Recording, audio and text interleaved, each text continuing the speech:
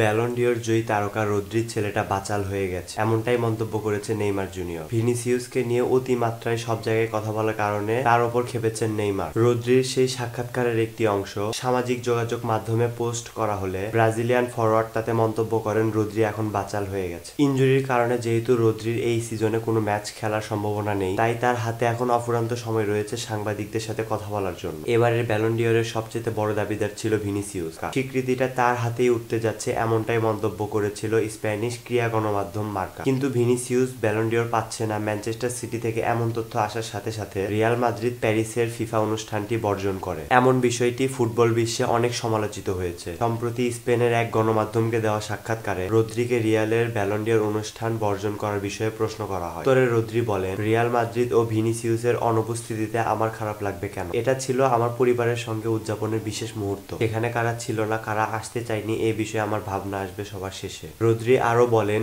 সাংবাদিকদের ভোটে ভিনি দ্বিতীয় হলেও আমার ভোট দেওয়ার জায়গা থাকলে আমি ভিনিকে রাখতাম। এখানেই শেষ নয়। সম্প্রতি স্পেনের আরেকটি গণমাধ্যমকে দেওয়া সাক্ষাৎকারে রদ্রি বলেন, আমার মনে হয় সে মানুষ হিসেবে বুদ্ধিমান এবং সময় গড়ানোর সঙ্গে সঙ্গে সে বুঝতে পারবে মাঠে সে যত মনোযোগী হবে তত ভালো খেলোয়াড় হবে। সবার মতো আরো মাঠ ও মাঠের বাইরে উন্নতির জায়গা রয়েছে। সে এখন তরুণ, আমি নিশ্চিত লোকে ওকে ভালো উপদেশ দিবে, কিংবা তার চেয়েও বেশি কিছু, যেহেতু সে রিয়াল মাদ্রিদে খেলে। এটি একটি মূল্যবোধের ক্লাব। তো আপনার কি মনে হয় নেইমারের মন্তব্য কতটুকু যথাযথ এবং রদ্রির মন্তব্য কতটুকু যথাযথ? অবশ্যই কমেন্ট করে জানান।